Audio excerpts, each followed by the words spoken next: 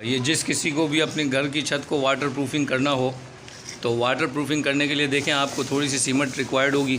Cement تھوڑی سی آپ لے لیں, سوکھی سیمنٹ, اور اس کے اندر تھوڑا پانی مکس اپ کریں. پانی مکس اپ کرنے کے بعد اس کے اندر SBR کر کے کیمیکل آتا ہے وہ مکس کریں.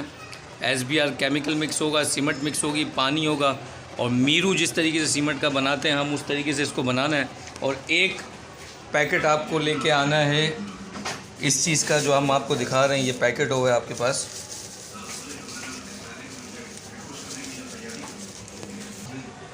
ایک پیکٹ آپ کو اس کا لے کے آنا ہے. اس کا نام ہے tray pain superior colour and bond agent. تو یہ آپ کو میں تھوڑا سا کلوز کر کے دکھاتا ہوں. ڈرائی پلیس ایڈوائس, ٹھیک ہے. تو یہ چیز آپ کو لینی ہے.